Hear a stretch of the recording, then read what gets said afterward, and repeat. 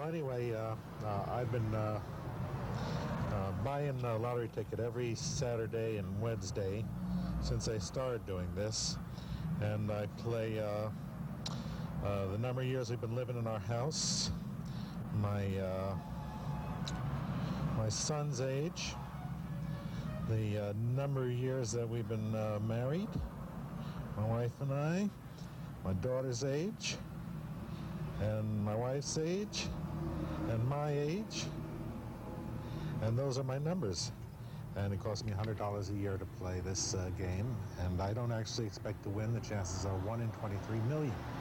However, I would hate to be sitting there and see these numbers come up. I just happen to be watching the news, and it's my age, my son's age, my daughter's age. I've been living in the house, the number of years I've been married, all these numbers come up.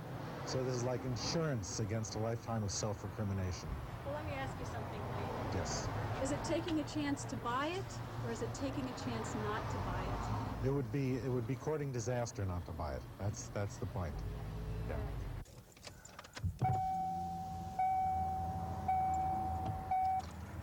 I saw a guy on a PBS documentary, and a poor guy in Detroit, and he said, look, this is America. Tomorrow you can win the lottery and be a millionaire. That's the American dream.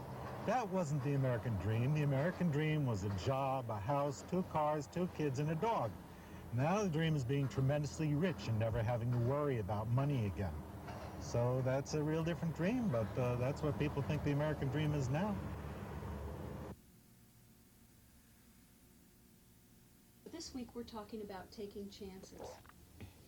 And as I was looking through the newspaper, I realized that the United States government is actually having a lottery, and an immigrant can take a chance and win the lottery.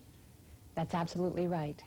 And win a green card, the, forever adored green card. That's correct.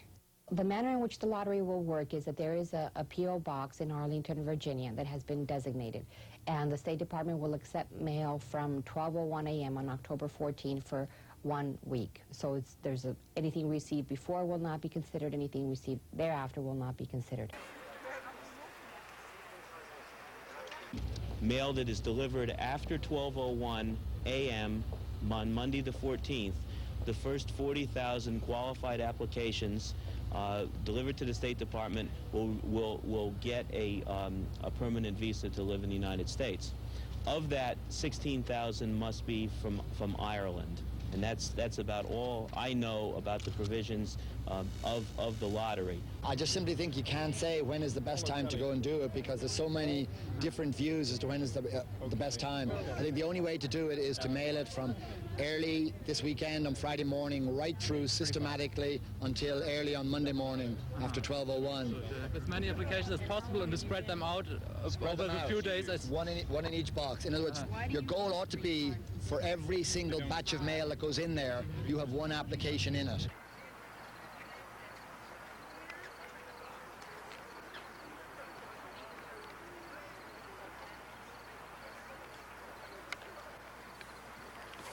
Where are you from, Sweden? No, right here for public television. How many of those are you going to do? Oh, well, it's my second day here, so I've done about 400, I guess, all told. Who's it for? Who's it for? Yeah. Myself. All right. Why do you have to do it? I don't, what's the purpose of it? You don't know? Well, I mean, I kind of know, but just to explain it in your own words. In order to get a green card. Uh-huh. Yeah. So, is there any system that increases your chances of getting it? Who knows? You get a different story from everyone you speak to, so I've just gleaned all the information I can from whoever I can and worked out my own system. What is that? What was that? Well, I've been posting since yesterday at periodic intervals. Uh-huh. Yeah. Do you feel like maybe you don't have enough letters? Well, I came down here with, I thought, enough, but when I arrived, seemed that most people had more than me. Hi. Where are you from? From Poland. From Poland. Yes. I don't speak English. I little bit speak English. Sorry. I speak Polish. How many stamps have you licked? 200. Where are you from? We're from Argentina. What about you? I'm from public television, the 90s show. Oh, you're from the 90s? The 90s channel. Yeah, you know it? I know. I like that. That show, you've seen it. I saw all the time. It's one of my favorite channels. But wait a second, it's not in Argentina. No, it's here. Yeah. I know. We live here. But we live here. I'm living in LA. We're Argentinians. Well, why don't you send us some tape? Did you know you want to send me the tape? Yeah. Yes, we were talking yesterday about that. Well, talk to the people. They're watching you now. I mean, they're going to look at this tape. Tell them what kind of stuff you want to send. Okay, I would like to send the stuff that we shoot yesterday night when at 7 p.m. it was like more than 5,000 people in front of the post office in Murdoch Fields here in Virginia. The people was completely crazy. The police was completely unable to control the situation. Right. Yeah, we just come inside from an interview with one of the directors here, and he said that what happened last night was a push for freedom. And maybe for freedom of animals, the way he sees it, but it was a total outrage. They were surely not prepared to handle what was happening, and we're very upset about that.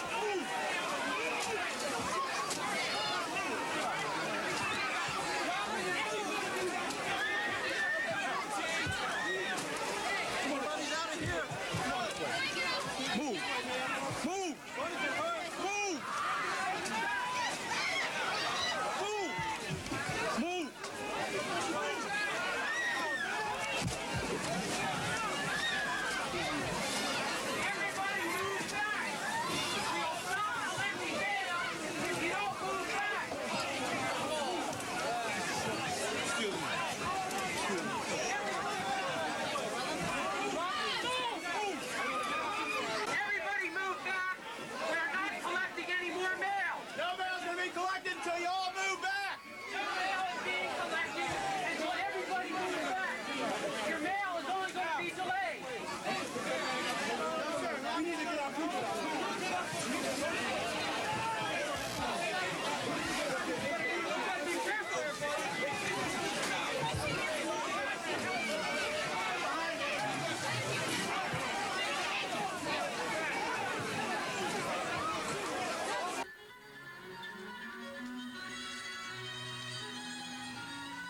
What buttons can you hit?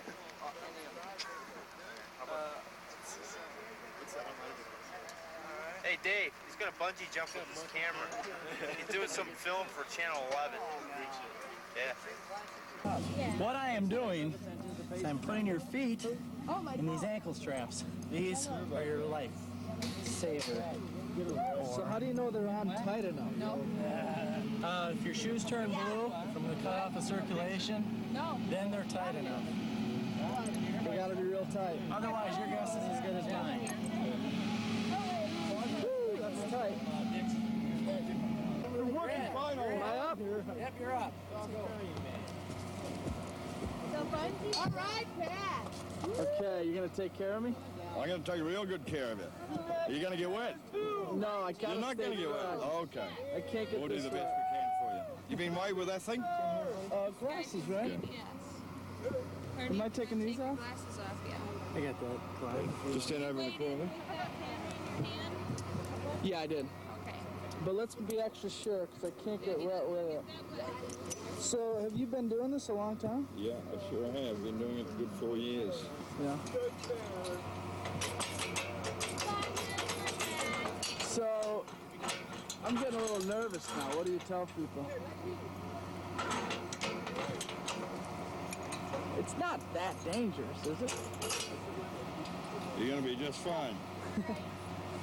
All right. Ground operations completed? Down there. Bye, Pat. Bye, Pat.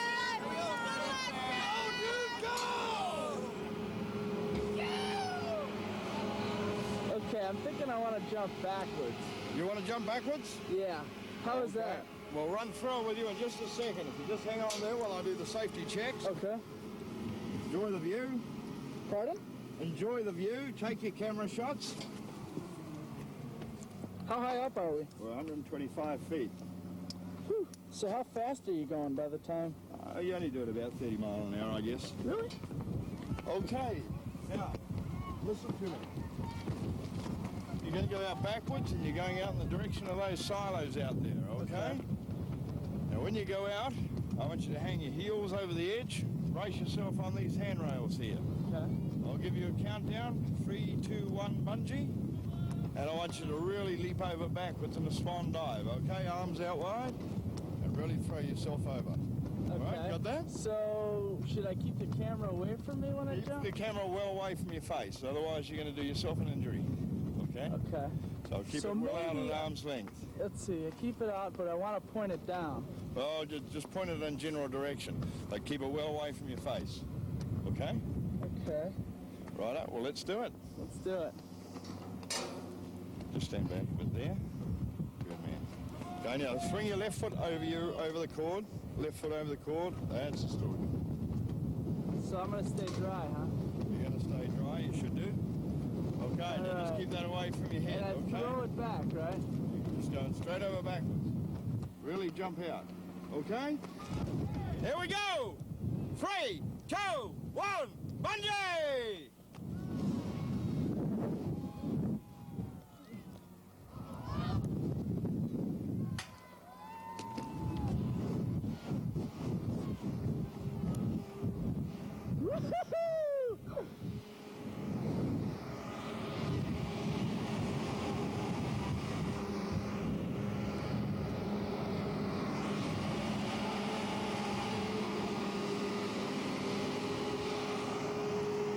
Oh, yeah!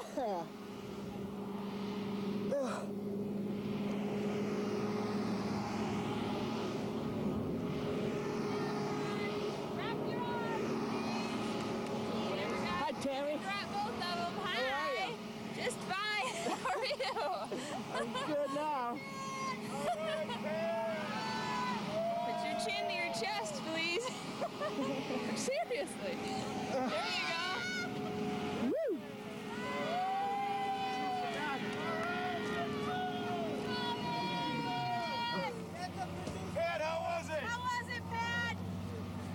pause button on. Damn. Oh, you had the pause button on? No, you didn't, did you? That was fun. Oh man. I feel drunk right now. Ew. I feel like I've been just so lightheaded right now. Probably because all that blood rushed your head. And I'm real sluggish too. I'm serious. I feel like I can't move my legs. Like, you know, you feel like I just got out of bed a little bit. Maybe, I don't know. Tammy, are you addicted to this? Yes. I'm a bungee junkie.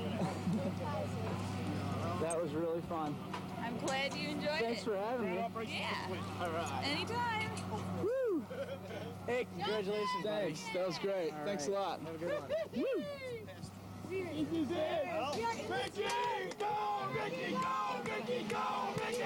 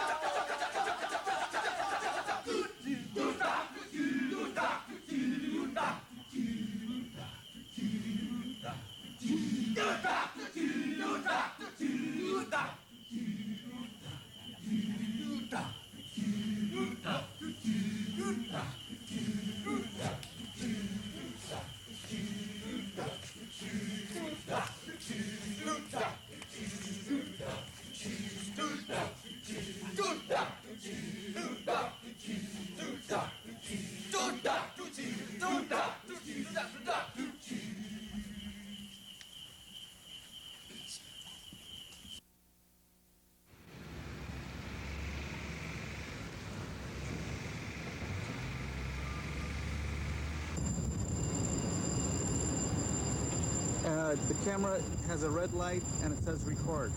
Okay, we're on it. So basically right now we are going perpendicular to this particular building. But as we are angling out, you can also pan out and look down below.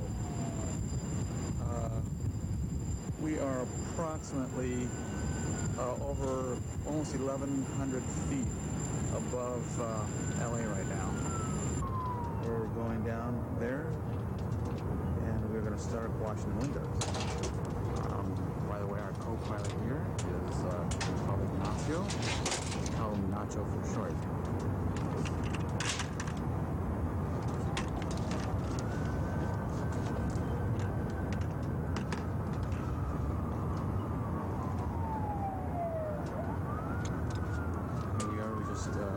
Approach the window, try to hit the corners, scrub it down pretty well, suds up the glass, try to remove all the atmospheric pollutants that are on there. All the metal is wiped down.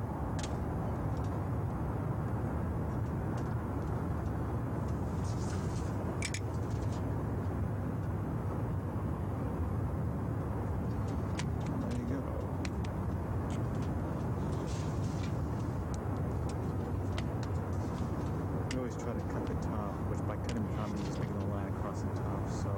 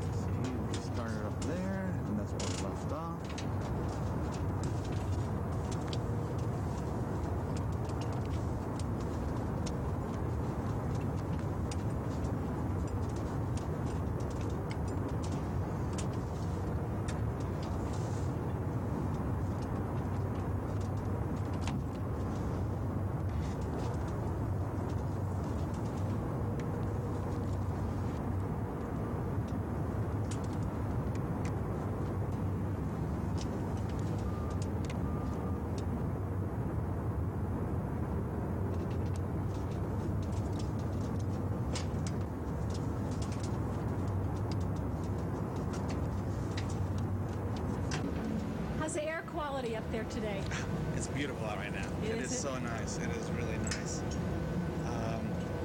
Obviously, some days are better than others, and, but that's LA. You don't worry about breathing in LA? Well, only when you have a major smog alert. It's unfortunate that you can see the haze. You see just a layer of smog, and that's just unsightly. So it's a shame. Yeah. But it's also home. So what are you gonna say? I know.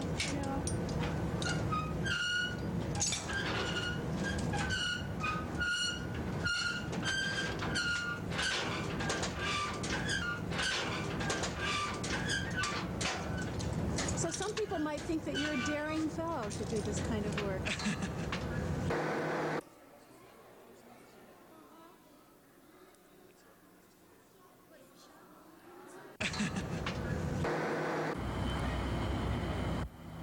Folks, that is not smog.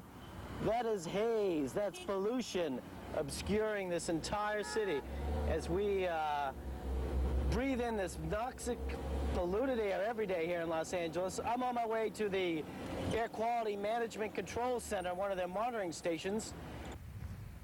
I'm going to meet somebody who, there they are, from the Air Quality Control people. Hi, what's your name? John Quickly. John, hi. How are you? Great. So, behind this fence, we've got, what's happening behind here? Oh, this is the West Los Angeles Air Monitoring Station run by the South Coast Air Quality Management District. Well, let's take a look. Let's see what happens inside these air monitoring stations. Sure. Come on in. Thanks a lot. Oops. Don't want to move the camera. So, how long have you been working monitoring air quality here in California? Oh, 14 years, since 1977. 14 years. Is it getting better? Is it getting worse? Oh, the air is definitely getting better. It's getting better? Oh, definitely, yeah. What are we looking at here? What is this thing here? Well, this is what we call a high-volume particulate sampler. What we do is every 6 days, we put a filter on there like this. Come on up here and take a look. Okay, so what do we got in here? This is a filter. It's a special type of filter that we collect particulate matter. It sucks it right out of the air, right down into the filter. We have it programmed to start at 12 o'clock midnight, and it runs until the next day to 12 o'clock midnight. So it kind of sucks stuff in there. It sucks particulate matter, dirt, anything it can. And then we take the filter. That's the filter? That's the way it looks after 24 hours. 24 hours in LA. That's it. So you mean that was completely white in 24 hours saw later? It there. This is one that's set up to go, and this is one I took off this morning. Now that looks mighty dirty. Well, it's programmed so that it breathes air in at the same rate, or maybe a little more than your lungs. So it's a fairly representative sample. So what you're telling me is that basically, can I see that again? That every day. Every day, this is what's in the air. That's in the air. That's why you shouldn't smoke, because your lungs have to clear this and the smoke. So, yeah, that's it. This is a high. So we send this to the lab, our lab in El Monte, and they analyze it for what's there. What do they usually find in there? Carbon, fine dust, 10, 15, 20 microns, dust, all kinds of little things. So if you're allergic to dust, you may have problems in LA. Oh, and especially here. This is a clean area. This is a clean filter. This is a clean filter.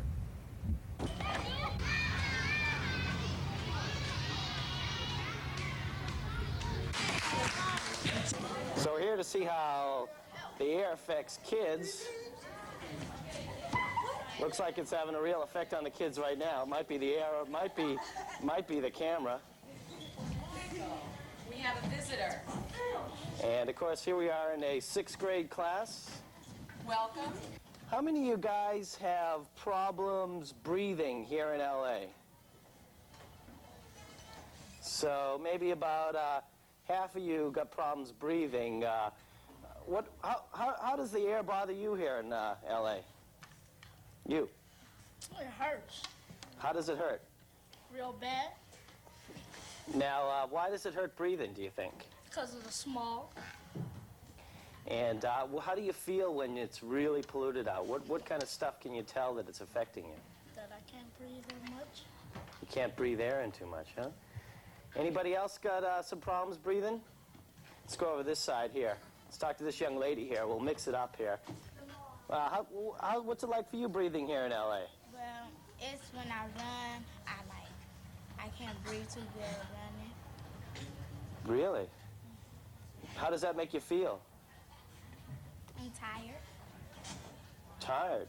Anybody else have problems breathing here? Oh, we'll go right back here. What's it like breathing in L.A. for you, babes? It's like, because it's like dirty air that you breathe in, and it makes your system feel kind of sluggish or something. Where do you think the pollution comes from? Like from messed up cars and from all the litter. Is that your inhaler right there? And how come you have an inhaler? Because, The doctor told you needed it? Can you show me how you use that?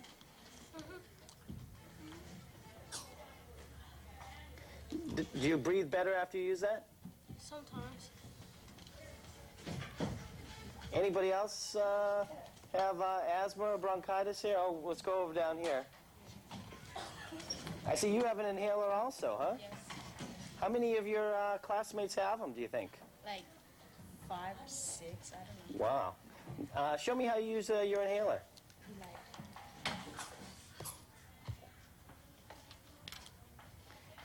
You have to swallow the medicine and taste nasty. Now, how come you needed an inhaler? Because, like, when you're not feeling well, then your asthma starts kick off, and you feel like you have a hole in your chest, so you take this, and it sort of closes it up, the feeling. You have an inhaler? Why don't you show me, what is this here? It's called a breathing treatment. Breathing treatment. Show me how it works.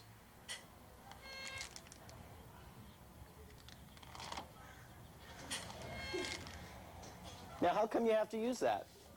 Because he said that my asthma is like really bad. How come you have an inhaler? Because I have asthma. Why don't you show me how you use it there? Do you like having to use an inhaler? No.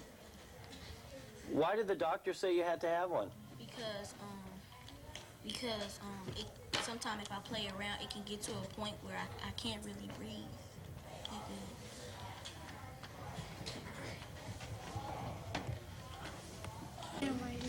You know, I heard a lot of people talking about the car exhausts. How many of you ever dial that number 1-800-SMOG to report a car that has a lot of that pollution coming out of the tail end of it? You've called before? Yeah. Okay. Did you have trouble talking to the other person? They want to know, like, what's the license plate number and sorts of things like that. Where's oil burning right now? Who knows? Where is oil burning? How does you know? In Kuwait, that's right. Where are those oil wells and why are they burning nonstop?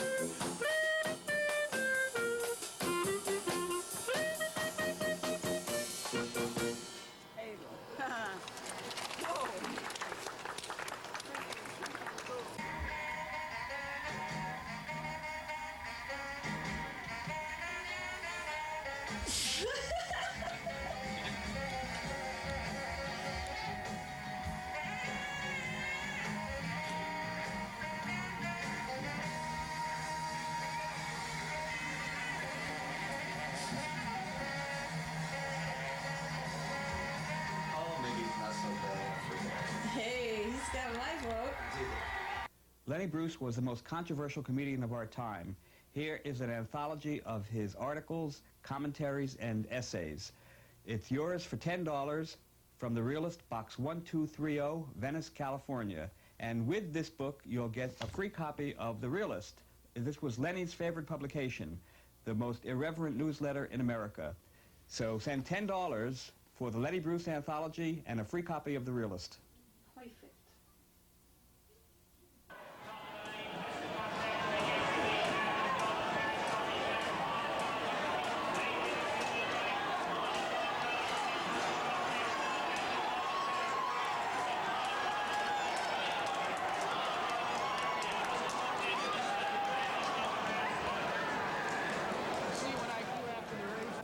Behind you. So, Warren, why do people come to the track to try to make a living?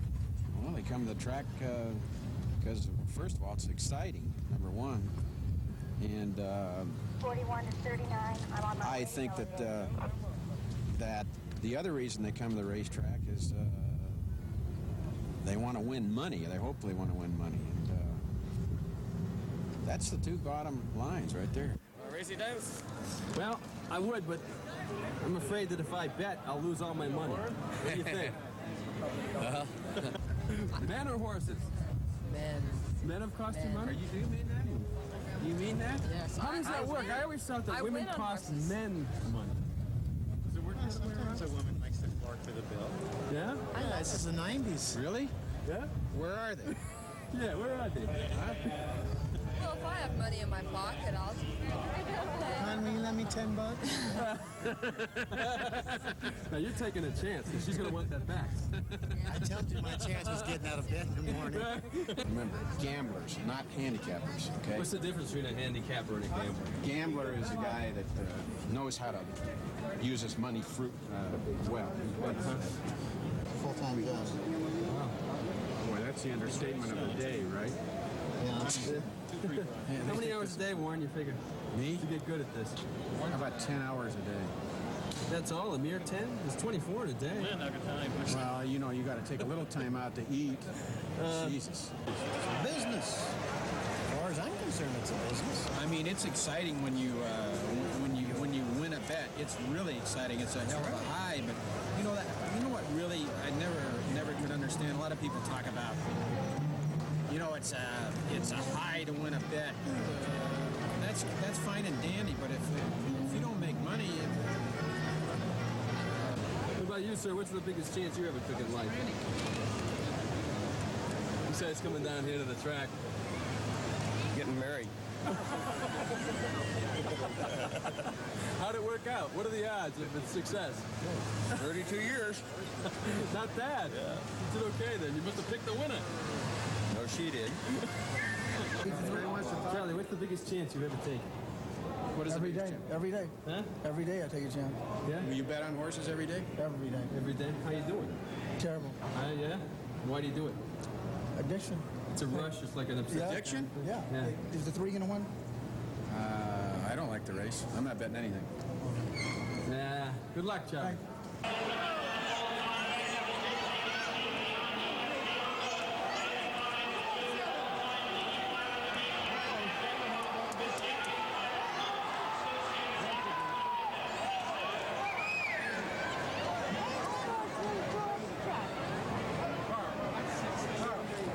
Isn't that you picked?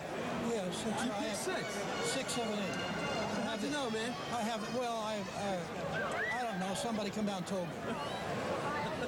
Carl got the winner. It came from the gods. I had the trifecta. All right. I love it. So how much did you win? Not very much. But you won. Enough to feed the dog. Dog food for this week. I love it.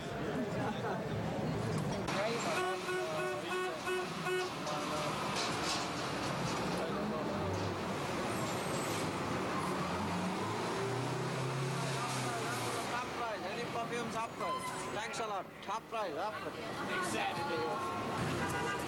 So anyway, I'm just burning a little tape till I get over to Toby's.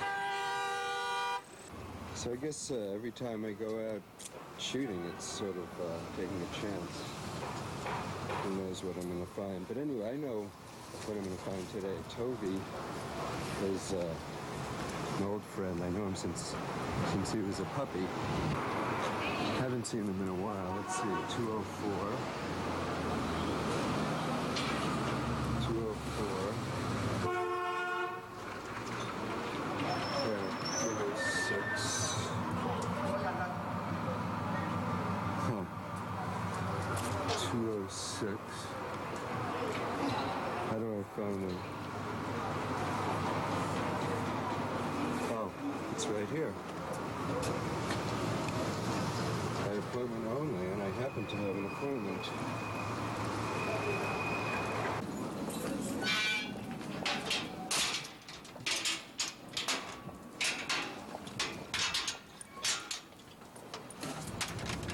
Okay. I'm going to borrow a little coal from Robert, as I'm getting low.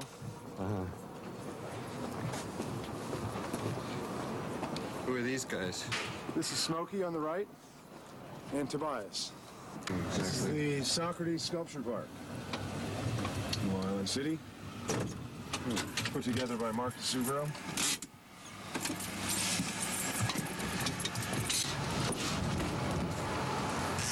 Here's the coal we borrowed from Robert. What's your steps, kid?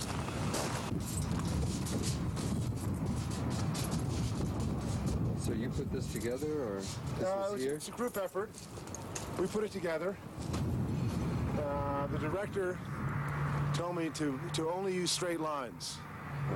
He didn't want anything visually obtrusive. So this is what I came up with. He's quite annoyed with the aesthetics. Enrico, it's Mark DeSubro's cousin. He's the guy who runs this park. So they're telling me I'm going to have to tear it down. Really? And put up something less visually obtrusive. Oh. But I think I'm going to let him tear it down. I'm not going to tear it down for him. So why'd you do that? I guess because he told me not to be honest. No, this is my vision when I was invited here. How often do you get burnt? Once in a while, but never too bad.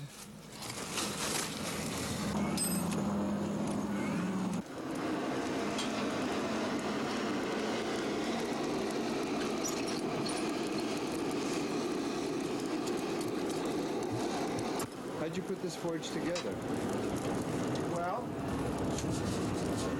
it's handmade, except for the blower. There's a cast iron bar pot designed.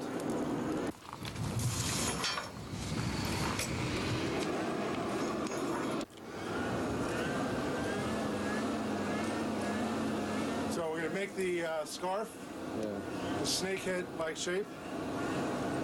Now, while it's straight, and then we'll start the bend.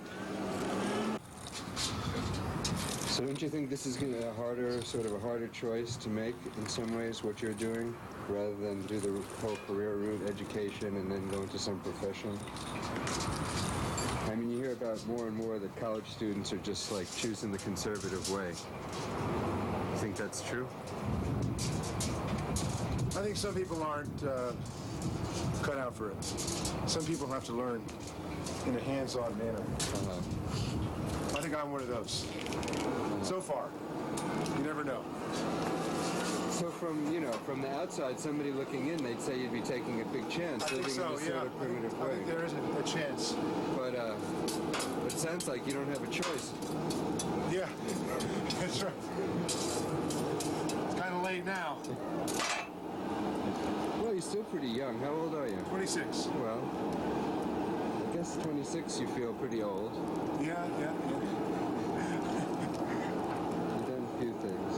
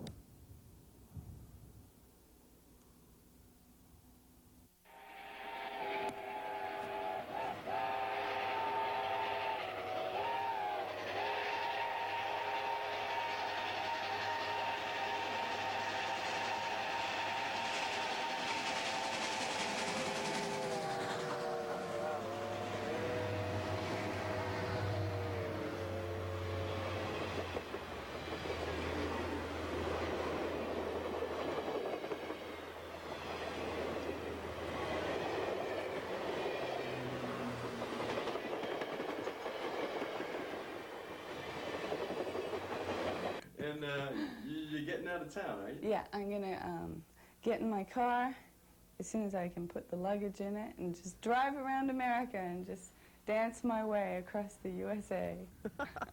That's pretty wild. I know, and I don't intend daunting on setting anything up ahead of time. You know, I'm gonna just wing it. So how are you going to find out about these places when you get to, like, the various burgs? Well, I'll go to a 7-Eleven or a donut shop and I'll find a cop. And I'll ask him where the nicest place to strip is. Sometimes I'll stay with people, but for the most part, I want to stay in hotels by myself and, you know, work cross between some day shifts and night shifts and let my life unfold and let the adventure unfold and then just write. You know, and I don't know what's going to come out. I don't know if it's going to be about people I meet, if I'm going to make it up, if it's going to be a journal. You know, I have no idea, but I know that my lifestyle cracks me up, you know, and it keeps me entertained. And my writing usually reflects that, but I've never really focused it on dancing, so I'm going to put the focus on dancing and the adventure that happens. Has anyone ever done that before? Has anyone ever gone across the country stripping and then wrote a book about it? I don't know. I don't think so. Everybody wants to. Everybody says, oh, it's about time something like that came out. So I don't know why anyone didn't do it before, except that it's discipline, and it's a really undisciplined lifestyle. Can you spell? I can spell, and I have AccuSpell on my word processor. I'm an English major. An English major. What else do they do for a living except drive cabs and strip? And they give student loans out to literature majors. I just never figured. So how's the car running, all right? Yeah, it's on empty, but, you know, it should make it at least to the end of the shot. Patty, I wish you a lot of luck. Okay. And I hope to catch up with you somewhere along the road. I hope so. Because you're taking a chance, but I think Kansas City would be a fun place for us to be together. See, this is my Texas Chainsaw Massacre-like thing here. Can't go anywhere unless I can start my car. well, you're an all-American hero, and you're heading out on the road. It's not Jack Kerouac anymore, it's Patty Power. That's right. Bye. Oh, my seatbelt. Well, you know what? I'm starting to think that all of life is a fantasy. Of one sort or another. I don't know what it is. You know, I've always wondered. It's like straight out the difference between men and women to me. Is that, there's the club right there. Admiral Theater. Showgirls. That makes me a showgirl. In LA, I'm a live nude. Here, I'm a showgirl. I used to see that sign on the way to work, and I'd think, wow, I grew up and I became a live nude. Who would have ever guessed?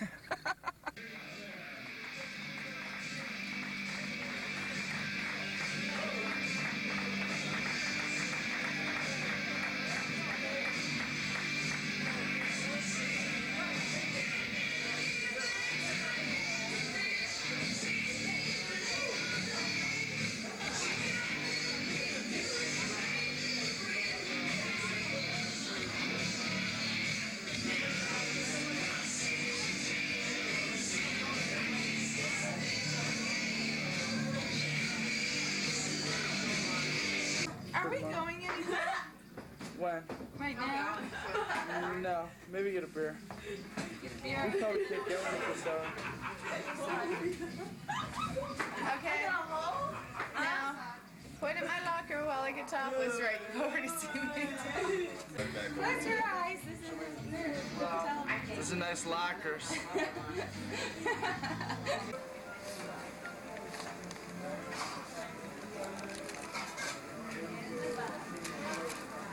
Okay.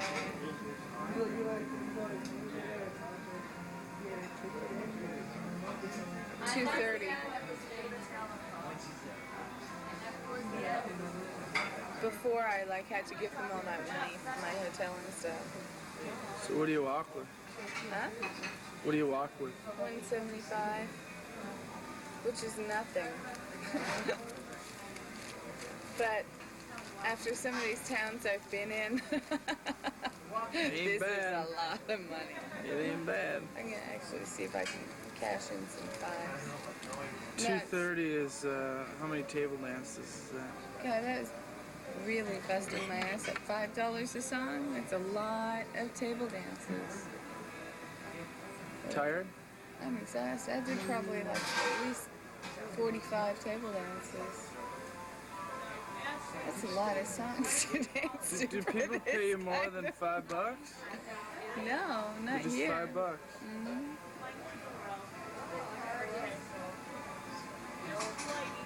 But, you know, it's like I'm tired. And I've been so broken by these, like, pitiful paying jobs through America. I'm too tired to even complain about this. But I really worked for it. But I'm glad I have it. It sure beats traveling with $85. Well, this refuels your pocket for a couple days, right? Yeah. When do you get to New York? Hopefully by Wednesday. That way I'm there for Thanksgiving. And then I can work Friday and Saturday there.